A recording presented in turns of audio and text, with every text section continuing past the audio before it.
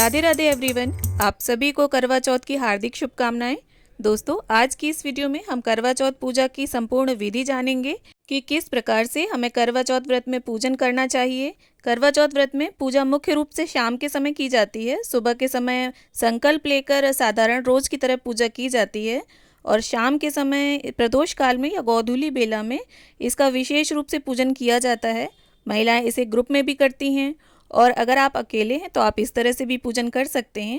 तो देखिए, मेहंदी वगैरह आप एक दिन पहले ही लगा लें और पूरे 16 श्रृंगार करके इस पूजन को किया जाता है। और आप अपने शादी के चढ़ाए का लहंगा या साड़ी कोई भी सामान पहनकर और चुनरी जो चढ़ी हो आपकी शादी में या पीलिया उसे ओढ़ कर इस पूजन को करें तो बहुत ही शुभ रहता है।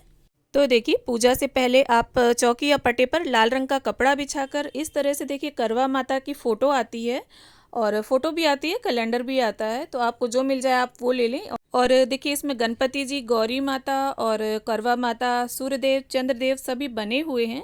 तो यहाँ पर मैं अलग से गौरी गणपति की स्थापना नहीं करूँगी। और देखिए, इस कैलेंडर ये फ़ोटो में कथा भी लिखी हुई होती है। तो यहाँ देखिए, थोड़े से गेहूँ का आसन देते हुए मैं करवा माता को विराजमान कर लूँगी और गौरी गणपति की पूजा हम इसी में ही कर लेंगे, फ़ोटो में ही। इसके साथ ही देखिए, कई जगह तो कलश स्थापना की जाती है करवा चौथ पर और कई जगह नहीं भी की जाती है।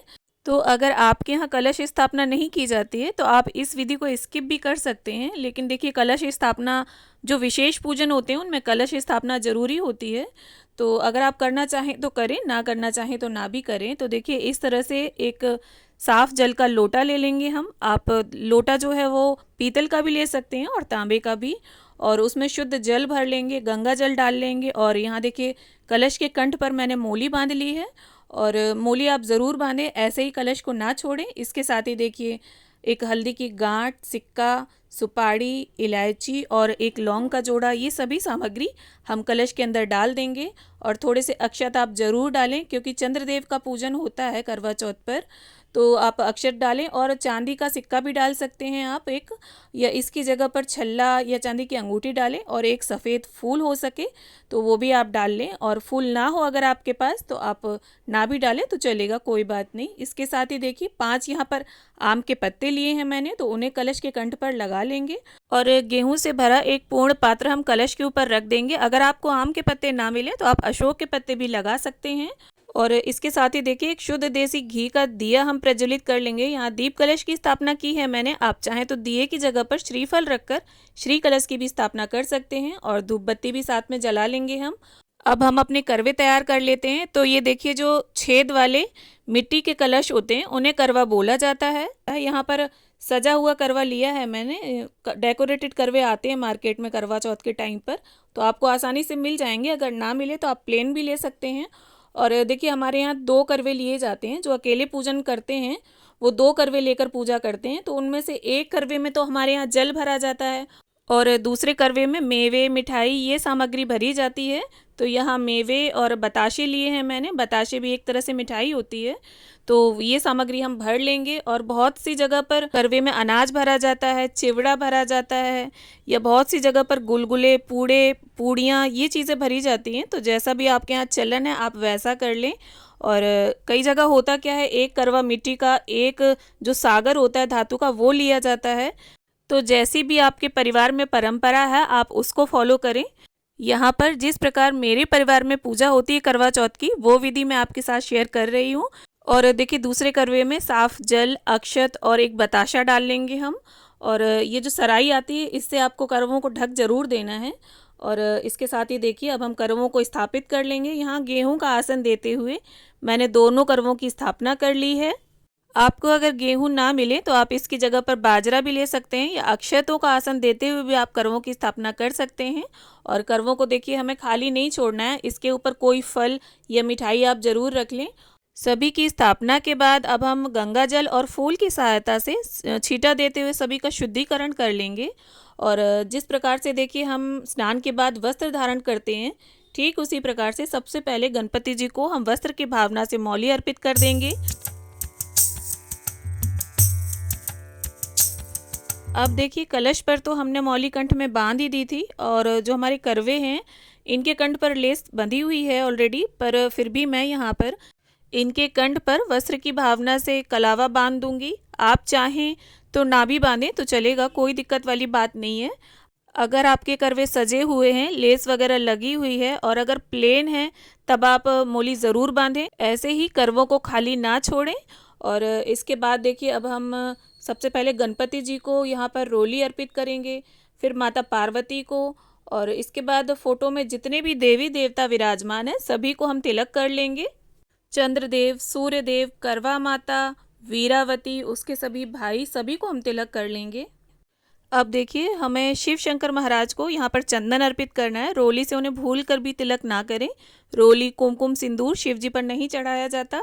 और इसके बाद देखिए सभी सामग्री को हम सिंदूर से, चंदन से, चाहे जिस चीज़ से आप टीकें, टीक जरूर लें। कोई भी सामान खाली ना छोड़ें। यहाँ पत्तों पर, कलश पर, दीपक पर, करवों पर, सभी पर हम टीका लगा लेंगे। और देखिए अगर आपके करवे प्लेन हैं तो आप स्वास्तिक भी बना सकते हैं और कलश पर भी स्वास्तिक बना सकते हैं, पर मैंने यहाँ पर थोड़ा सरल विधि में आपको दिखाने की कोशिश की है, इसलिए मैं यहाँ पर सिर्फ टीक रही हूँ। अब देखिए वैसे भी किसी भी पूजन में गणपति जी की पूजा सर्वोपरि होती है, सर्वप्रथम उनका पूजन किया जाता है। और चौथ की पूजा में तो विशेष महत्व होता ही है इनके पूजन का। तो यहाँ पर धूप घास, लाल रंग का फूल गणपति जी को अर्पित कर दिया है मैंने। माता पार्वती को, करवा माता को, सभी देवी देवताओं को हम यहाँ पर फूल अर्पित कर देंगे। अगर फूल आपको उपलब्ध हो जाते हैं तो आप फूल इस्तेमाल करें पूजा में। अगर फूलों की व्यवस्था ना बन पाए तो कोई दिक्कत वाली बात नहीं है, आप बिना फूलों के भी पूजन कर सकते हैं। अब देखिए माता को अर्पित करने के लिए यहाँ आपको बिंदी, महावर, सिंदूर, चूड़ियाँ और मेहंदी, ये चीज़ें 5 चीज़ें ज़रूर रखनी है। इसके साथ अगर हो जाए तो आप बिछुए रख सकते हैं चांदी के, और अगर चांदी के बिछुए ना रख पाएँ तो आप कांसे के बिछुए भी रख सकते हैं।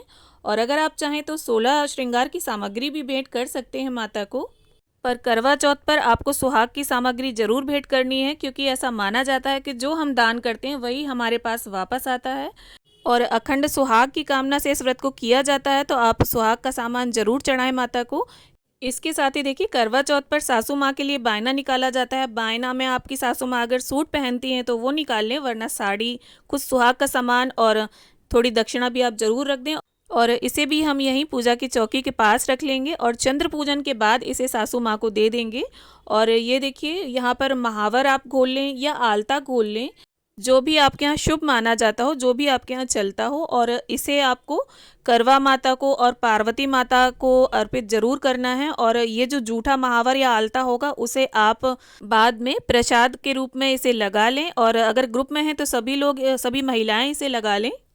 इसके साथ ही देखिए करवा माता को यहाँ पर हम चुनरी भेंट कर देंगे। अब घर में जो भी आपने मीठा पकवान बनाया हो उसका भोग आप लगाएं, या मिठाई का, बताशे का, जिसका भी भोग आप लगाना चाहें उसका भोग लगाएं। और देखिए चौथ की पूजा में, करवा चौथ की पूजा में 4 की संख्या का विशेष महत्व होता है।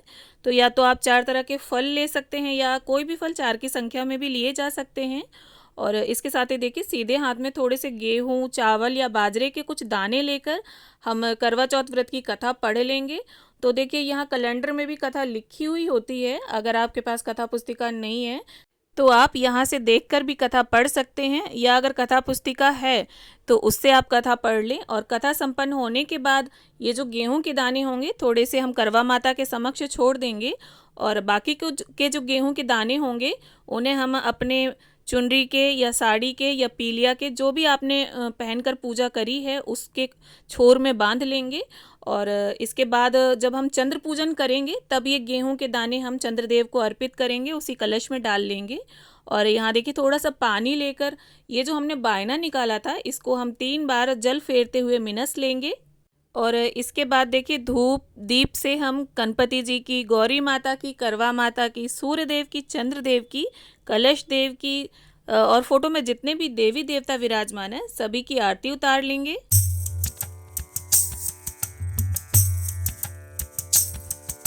अब देखिए आरती संपन्न करने के बाद फूल और गंगा जल की सहायता से 3 बार जल की फेरी देते हुए हम समस्त पूजा का आचमन कर लेंगे, शुद्धिकरण कर लेंगे। और इसके साथ ही गेहूँ, अक्षत, बाजरा, कोई भी अनाज आप निकाल कर उसमें थोड़ी दक्षिणा रख कर आप यहीं पर रख लें, और बाद में इसमें थोड़ा और मिक्स करके सवाया मिक्स कर लें, और इसे बाद में आप दान जरूर करें। अब देखिए वैसे तो सभी सामग्री हमने माता को भेंट की है, पर इसमें से देखिए बिंदी निकाल कर हम माता को अर्पित कर देंगे। और करवा माता से अपने पति के अच्छे स्वास्थ्य और लंबी आयु के लिए प्रार्थना कर लेंगे। और साथ ही अगर पूजा में हमसे किसी भी तरह की कोई भी भूल चूक हो गई हो तो उसके लिए भी क्षमा याचना कर लेंगे माँ से। तो आशा करती हूँ करवा चौथ पूजा विधि का ये वीडियो आप सभी को ज़रूर पसंद आएगा। वीडियो अगर अच्छा लगे तो इसे लाइक करें, शेयर करें और चैनल को सब्सक्राइब जरूर कर लें। करवा चौथ से रिलेटेड और भी वीडियोस मेरे चैनल पर हैं, आप विजिट ज़रूर करें।